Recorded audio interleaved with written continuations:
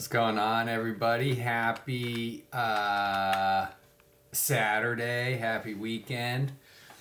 Um, I hope wherever you're at, the weather's nice and beautiful and you got some time outside.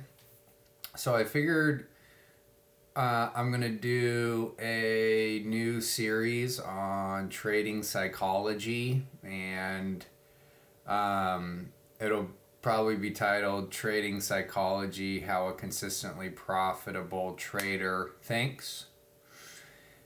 Now, I'm not gonna do a technical analysis education course just yet. The technical analysis, there's a million different ways to do something. To be profitable, whatever. A million different strategies, whatever you want. However it works for you, that's all good. Maybe in the future I will do a technical analysis educational video on how I do it, although I walk through that every single day. So with the other videos, and I do all that, in real time. So with real trades. So I feel like that'll be good enough for now. Maybe after I'm satisfied with the with how many videos I've done for the trading psychology, then I'll do a technical analysis educational video. So to get started, instead of just looking at this chart, because that would be pretty boring, I figure we should watch, at least have something cool in the background, So, yeah, and this is super cool. This is from a channel called Visual Melodies. They seem like a cool couple with stunning videos. So, and cool music too. I have no clue if what I need to do not to get in trouble with this stuff, but I'll probably just post a link and just say that this isn't mine. This is Visual Melodies, and they're super cool, and you guys should check them out. So I don't know. We'll have this in the background while we discuss. I might get distracted with some of these. I can get distracted pretty easily. So. For the first one, I have no clue how I'm even going to structure any of this. I don't know if you can go through like a certain checklist of things. I've developed these habits over the years and refine them every week or every day, with the help of the greatest trading psychology book of all time. Mark Douglas is the author, and it is Trading in the Zone. That's what it's called. Trading in the Zone by Mark Douglas. That is the greatest book. I have read that so many times. I also have it on audiobook, so I can just listen to it. And today at the gym, I was listening to it, and I thought, all right, today would be a good day to start this series. Geez, yeah, these pictures are just beautiful. And just maybe do one or go over one or two things at a time. Now, in Mark Douglas's book, he says, I don't try and take anything from the market. I make myself available for when opportunities arise. Now, the opportunities arise, and I might be getting the quote a little bit wrong, but the opportunity arise is up to you and each individual person. How do you trade? What's your style like? Is this a buy point? Is this the right risk to reward? Wow, look at that campsite over there on the left. My goodness. And then that little walkway. Dang, I wonder where that is. Oh, well, I guess I do know Appalachian Mountains, but, who knows where. I've never been there. I'd love to go. Dang, how crazy. So So that's why I'm not really going into a specific style. There's a million different styles. It's whatever works for you. If it meets your trading criteria, that then becomes the opportunity. So let's go over the line that says I don't try and take anything from the markets. So, oh, shoot. Let me close this door.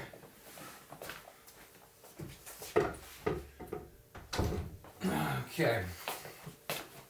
And we're back. Where I don't try and take anything from the market. This is super profound. It's such a profound way of thinking. And very revolutionary, I think. It's something so important to drill down. I'm going to write this down and like place it on this wall or something. Because, so let's go over how that looks in real life. So you hear the term all the time, don't force a trade, don't force a trade. And that's when I get into the most trouble, is when I force a trade. So this applies to that, where you're forcing a trade could also be interpreted as trying to take from the market. Now we'll go over a perfect example of what I did recently last week. Yeah, probably. So, after the election, I had given it like one more day or something. Right around here, I took profits from everything except for my financial services position, and then my core holdings or whatever. But for all the swing trades, I had taken all profits. And then on this day, right here, or maybe it was here, I tried to go long NASDAQ again with the hopes of one more day of continuation. One more. So that is pretty ridiculous and greedy, and a perfect example of trying to force the trade.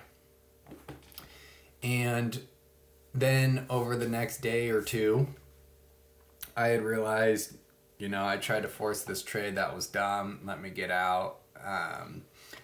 And so I got out for a small loss on that, and still wanted some exposure, not trying to force anything. I put on some debit spreads that I'm still holding. But so that was a perfect example of me trying to take from the markets, take something. Which goes over another thing about being greedy. Being greedy is never good, ever. And especially in markets, I think kind of the universe has a way of getting even. So that mindset's bad, especially with trading. No good. So let's look at some examples of some of my best trades, recently over the last 2 weeks.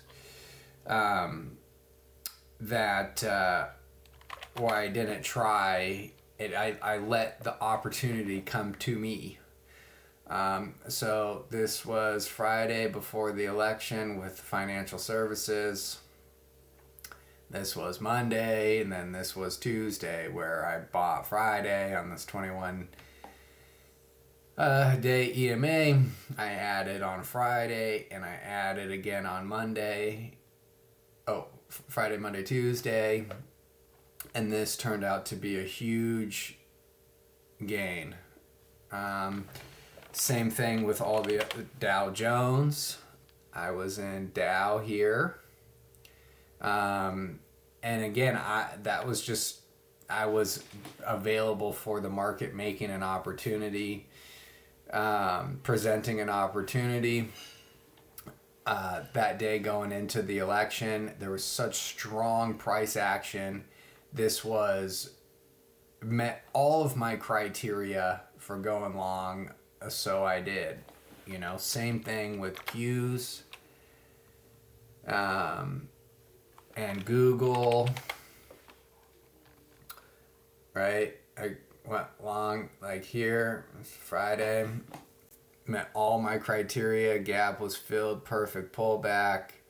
I didn't try and force this in any way, shape, or form. And that turned out good. So, to go over the quote one more time, is I don't try and take anything from. Oh, let's go back to. Oh, yeah. I don't try and take anything from the market. I make myself available for when an opportunity comes. So I feel like that could be a good stopping point for this video. It doesn't need to be too long, just little bite-sized pieces. We'll go over maybe one or two concepts per video. So that way we can internalize these, work on them, and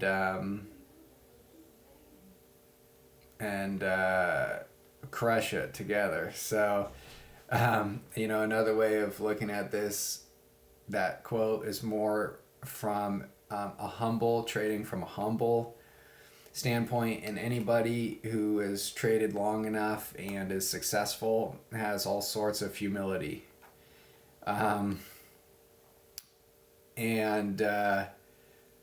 So it's instead of taking the stance of greedy, aggressive pig, you're in the mindset of humble, positive, in a manner to receive, in more of a Zen moment than